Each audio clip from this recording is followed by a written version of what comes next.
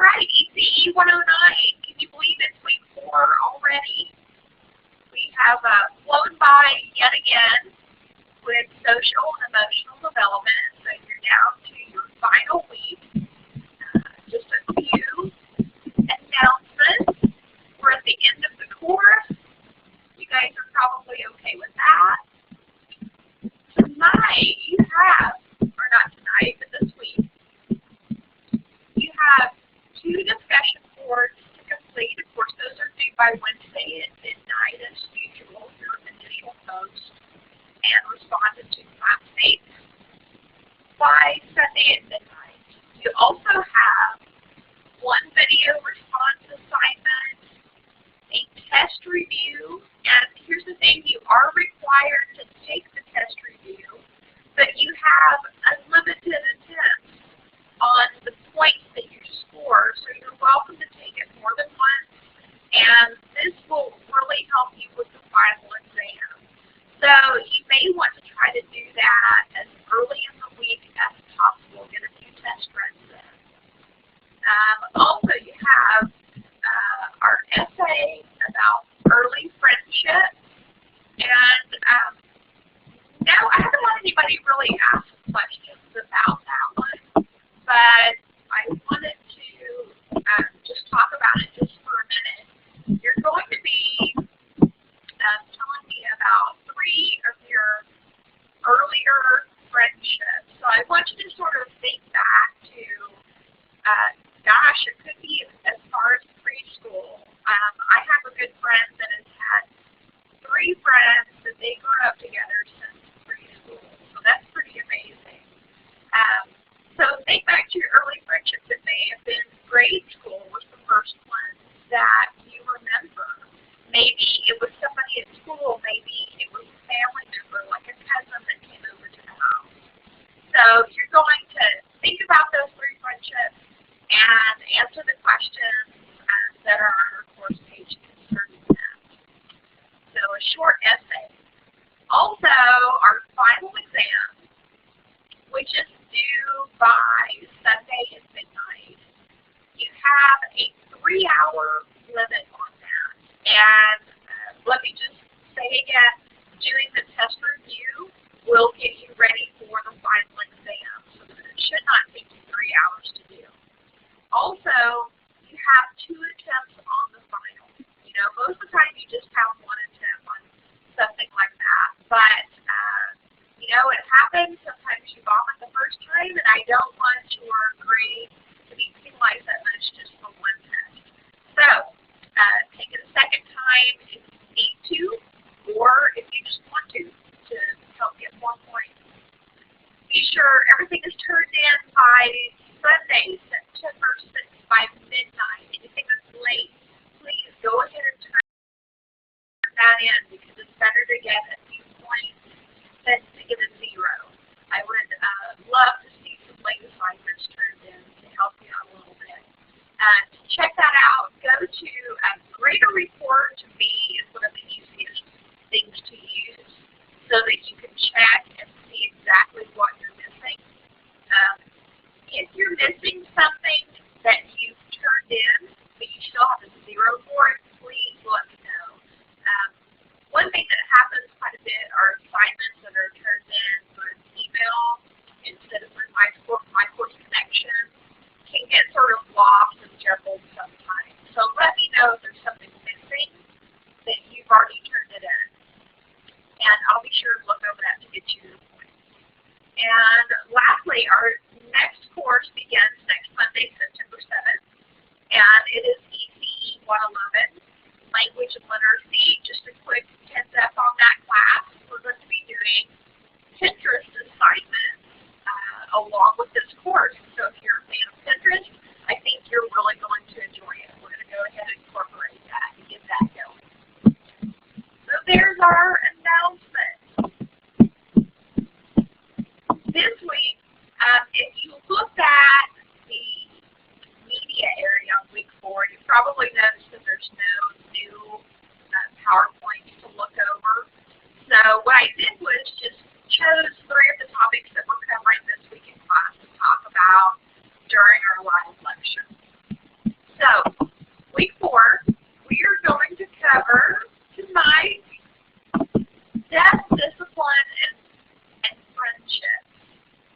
cutting out. I'm sorry, Chelsea. Let me pause just a minute to let it sort of catch up, okay? See if that helps. Sometimes it does.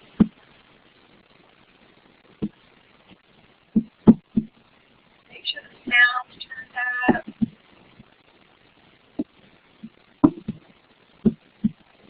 And you know, this is going to sound really weird, but sometimes when somebody in my house runs the microwave, it makes the internet get choppy. The things that you find out being an online teacher. So hopefully nobody's on the microwave. Okay, so our three topics are death, discipline, and friendship.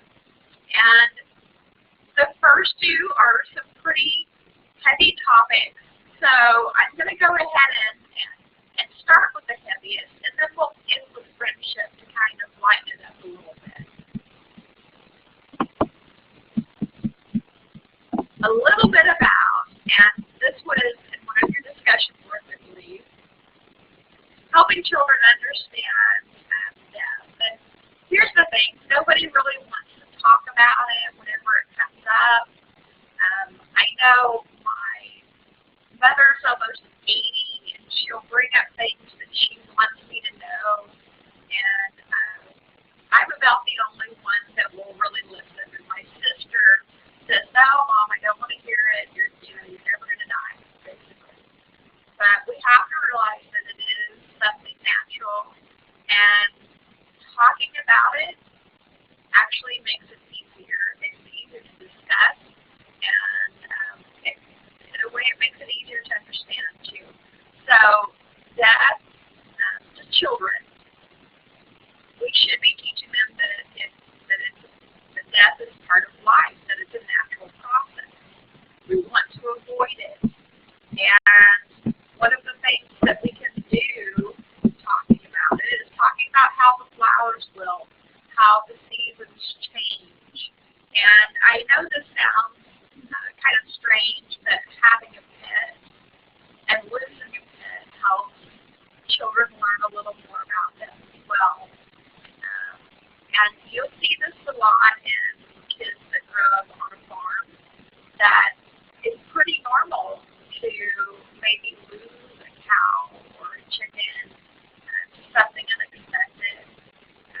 When we lived in Joplin, we had problems with possums and raccoons and owls trying to get our chickens. And so my kids learned pretty young, living in the city even, that it sometimes happens, even though we took many precautions.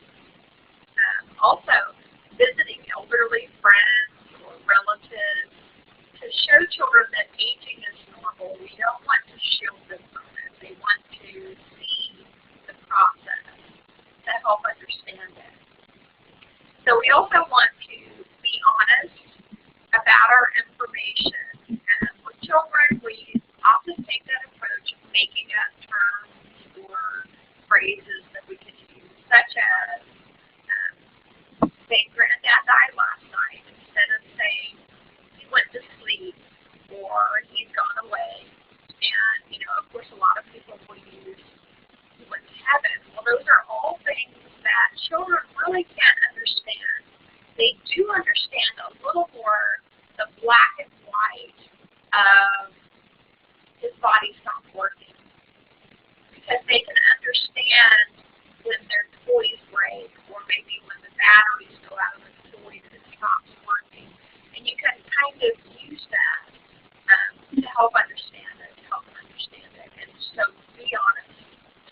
Also, don't delay telling them about that. If someone in the family passed away, especially with a grade schooler or a preschooler, you don't want them going to school and finding out about it. So you want to let them know. Next, we have answer questions, and some kids will have lots of questions. And those of you that work in preschool or daycare have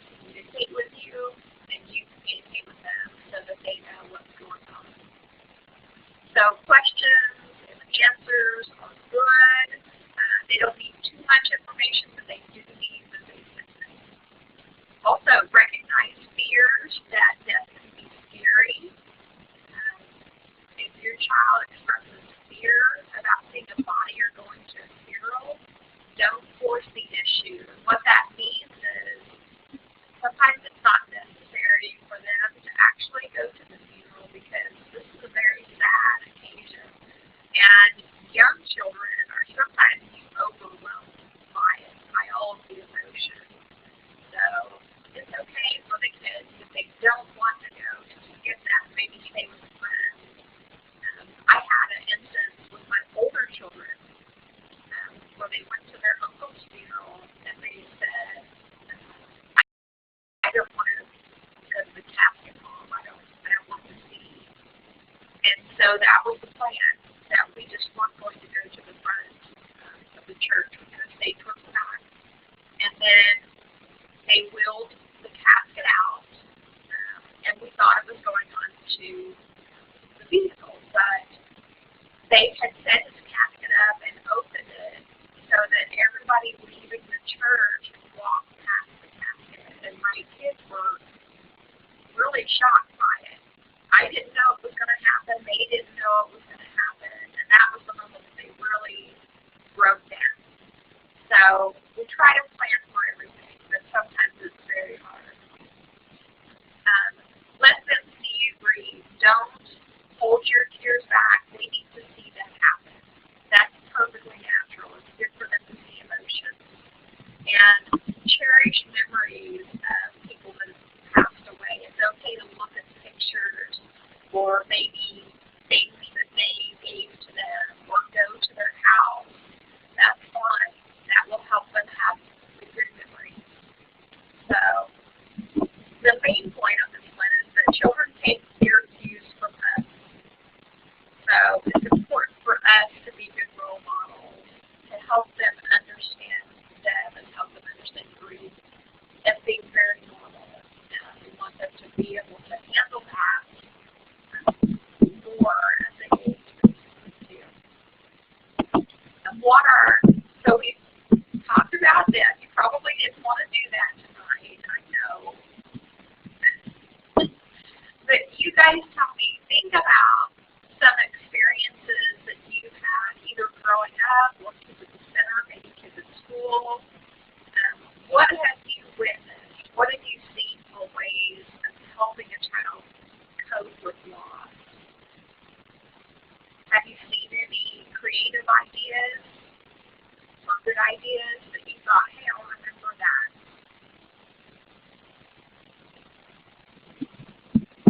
Hopefully I can get my letters working out.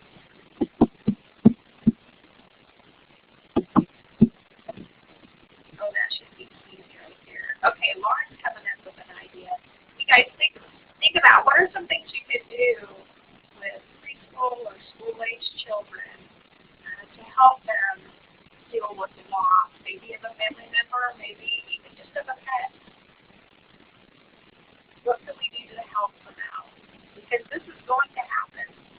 Working in the center, you're going to witness this quite a bit. You get better at handling it each time, I think. And you learn what to say a little bit better each time too.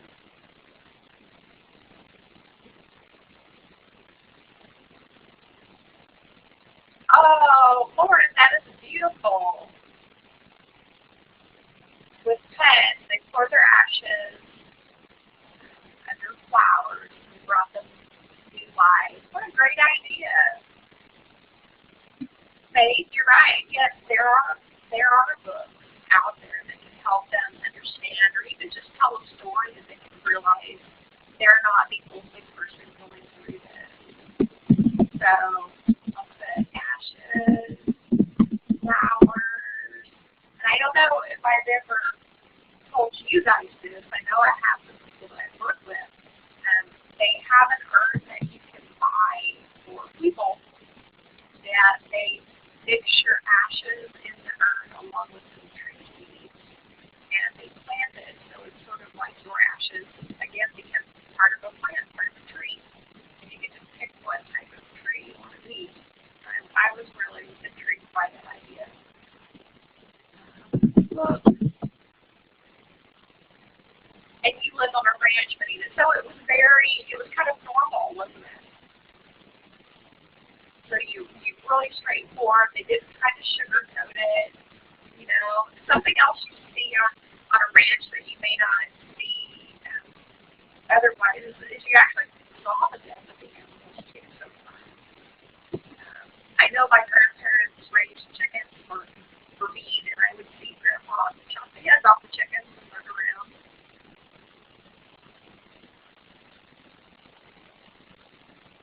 Another thing that I've seen recently, both at funerals and at weddings, have been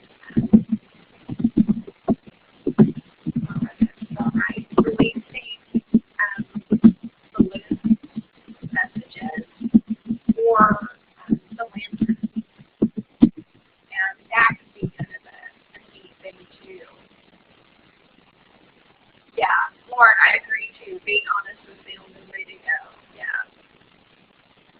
Right. Don't try to hide it because they're children. They can tell when you're hiding it as well. You know, they want the truth.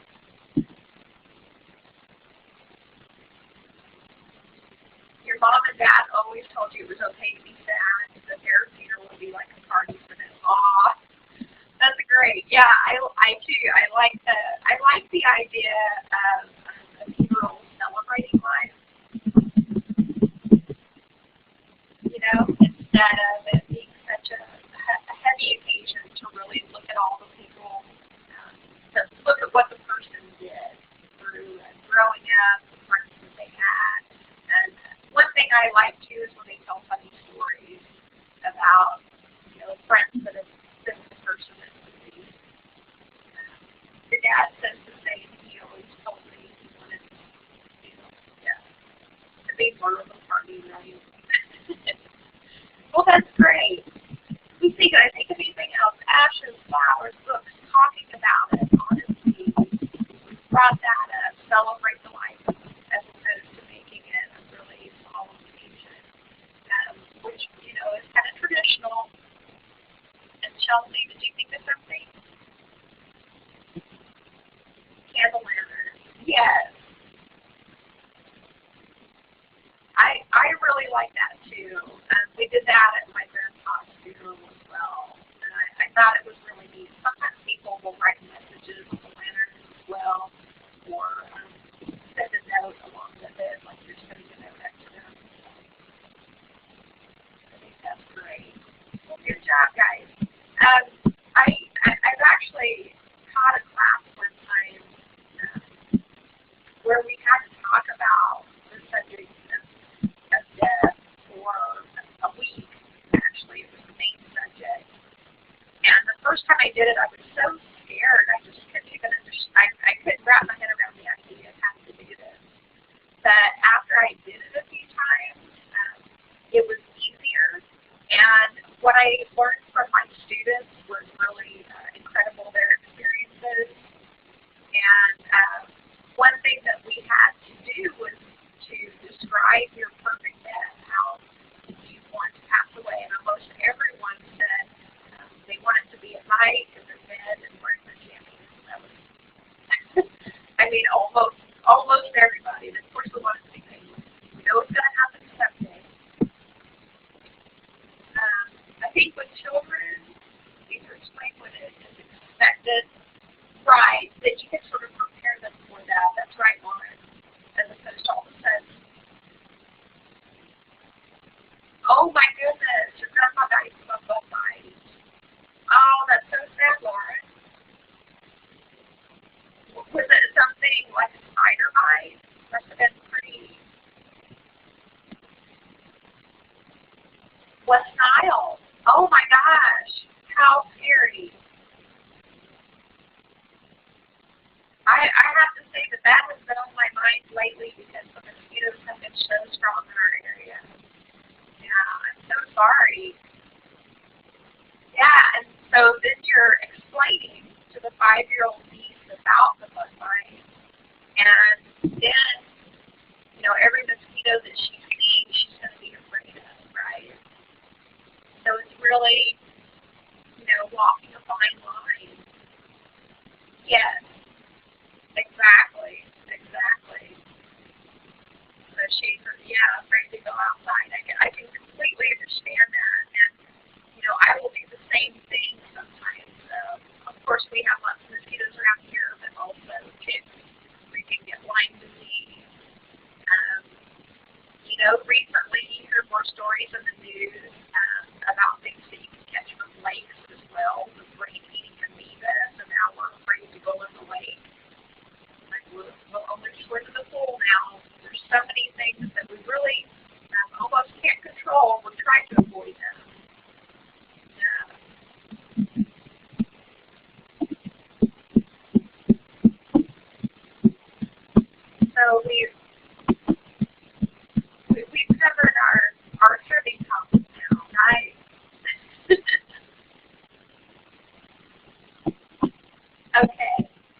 go on just a little bit then to a little less heavy.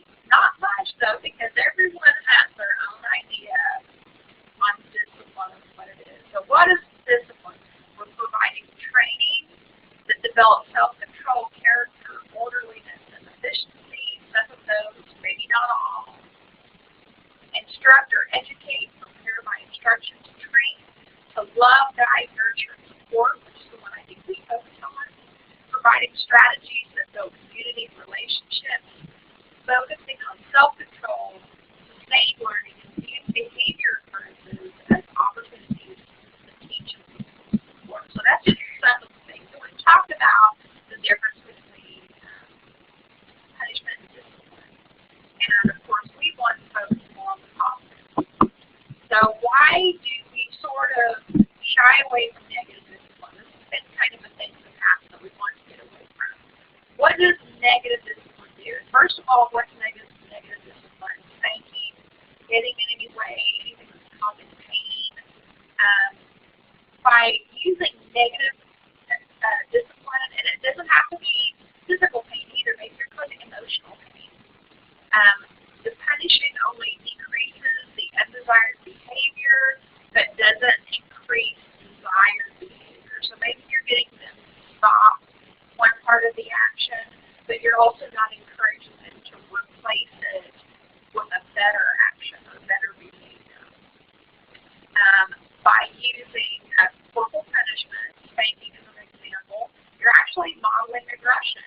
You're saying it's okay to hit me, you know, and so then when they turn around and hit another child, they're in trouble, right? So we have to model the appropriate behavior. I'm not saying I never spanked my kids.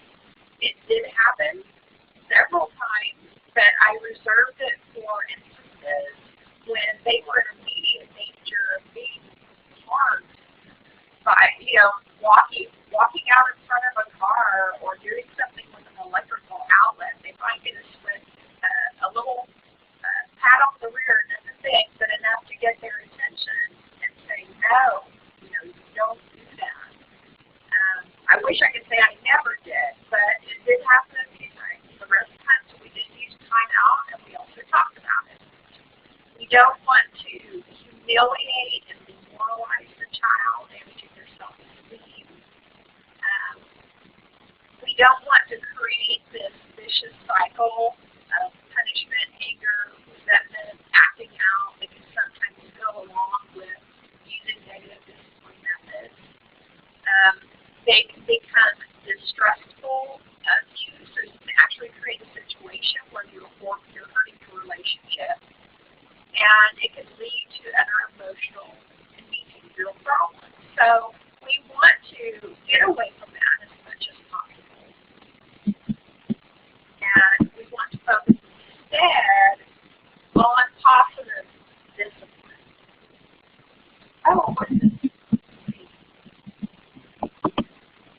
I always like to see what you guys have to say. Was this copy and paste one? The little boy went out shopping with his mom, saw a toy he wanted, but his mom said no. The little boy began to cry, kick, scream, so he was throwing a fit.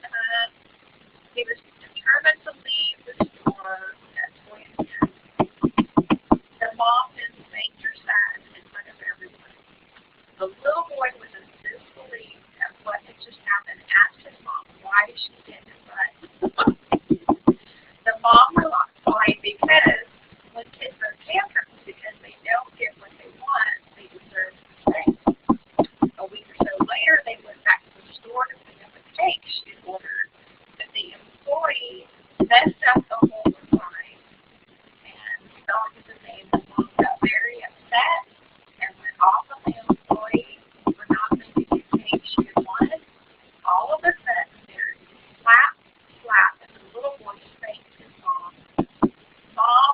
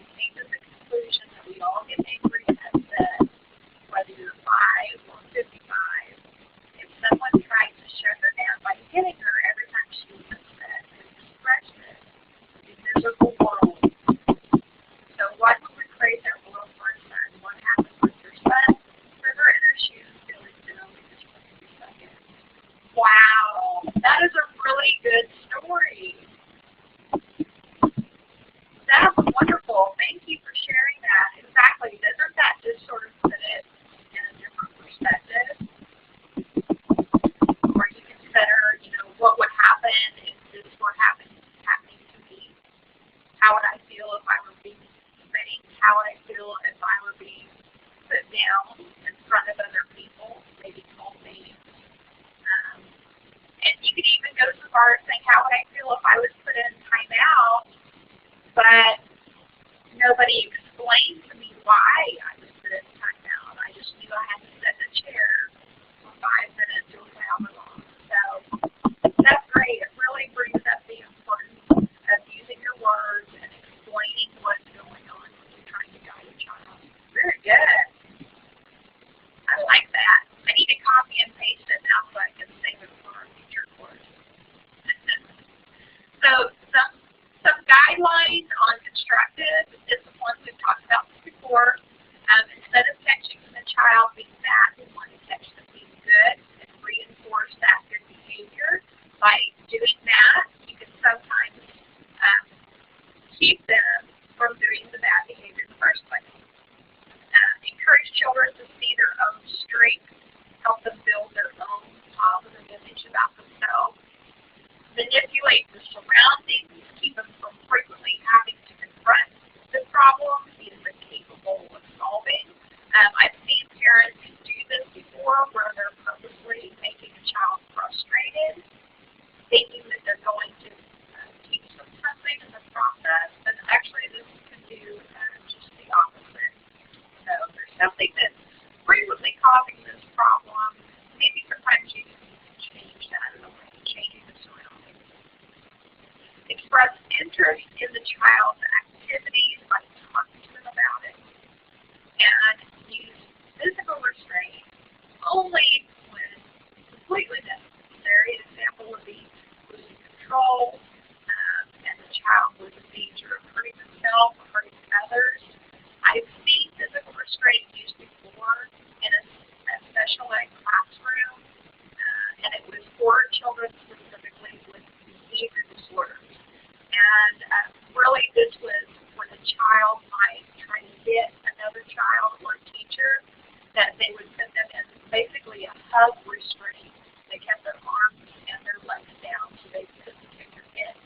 And it actually seemed to work pretty nice. Now they were trained in specifically how to do this. They went to a workshop and received certification. So they were professionals at administering this type of discipline. But what it did for these kids with behavior problems is it then gave them a chance to calm themselves internally while the adult was helping calm them externally. So it's not something I would use necessarily for my child under normal circumstances, but there are some times especially when we're talking about others. This is one of my favorite quotes about friendship. We'll talk about friendship and then we're going to be finished. Friends or the family we choose for ourselves. I love that. Although I dearly love my brother and sister, my friends that I've had the chance of choosing over the years are amazing. And we choose them for different reasons. Maybe we met in high school or college or work somewhere, but you know the people that you click with that are special. Some of the friendship skills we want to teach to our children are you want to arrange plenty of opportunities for the child to meet lots of different people.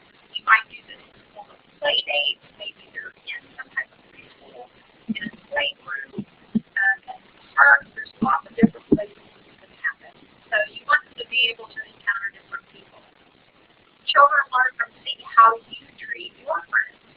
So the friends are over. This is one thing that I have to watch out for is sarcasm. So with my friends, we tend to get really sarcastic. And when my kids were younger, I realized, oh wow, this isn't how I would want them to speak to their friends. Because it can come off as really mean. We're not mean to each other. We've just been friends for so long that things come up. So you have to watch it. Of course, watch your language with your friends as well because they're always listening. Children find it easier to get along with others if they can do the same things at the same time. So if this is early childhood,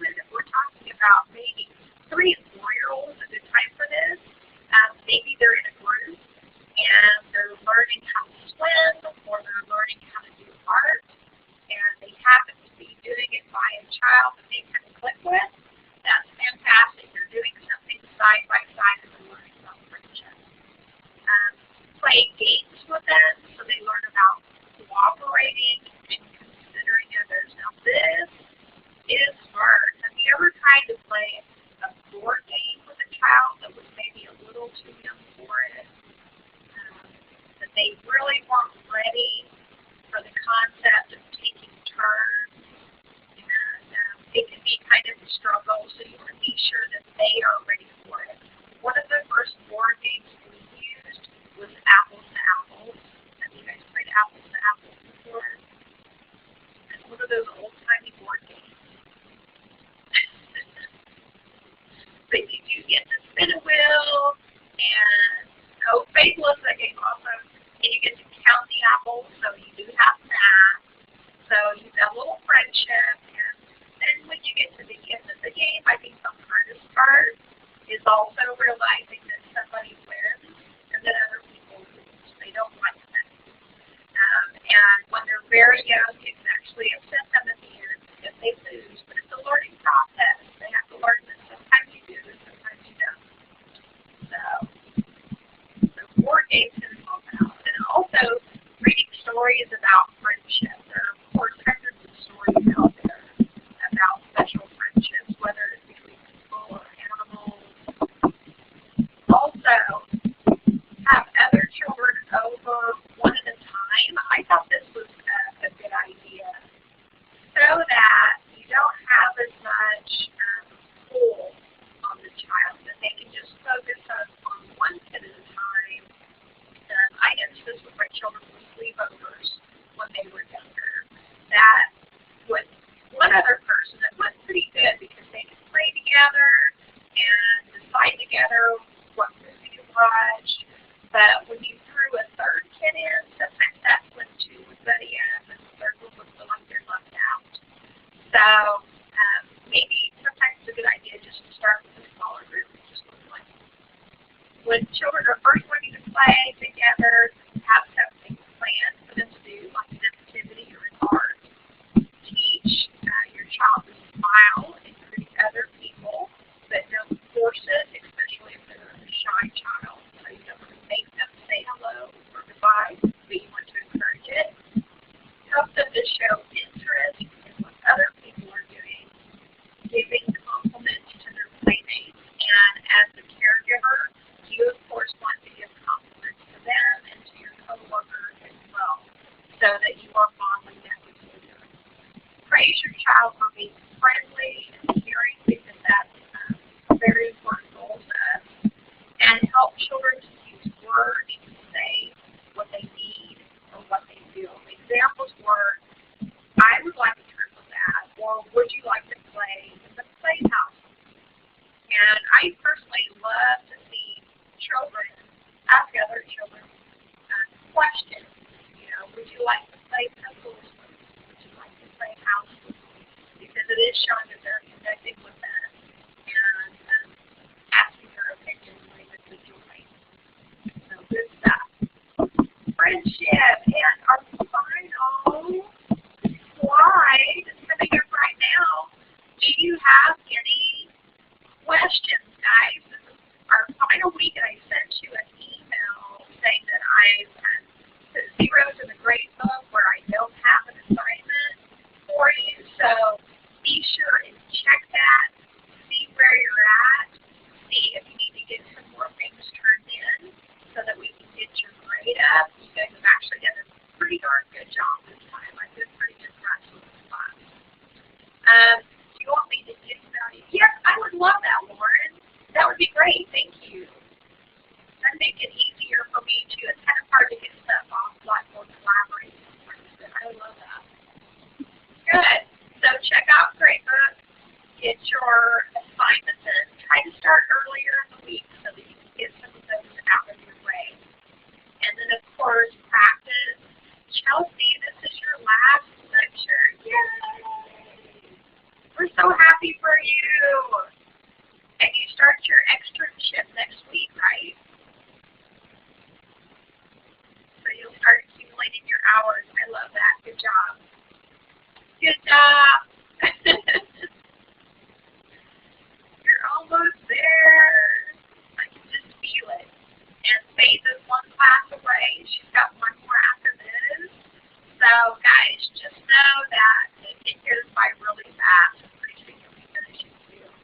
Don't you have to stay in touch with us, though. Good job. Well, you guys have a good night.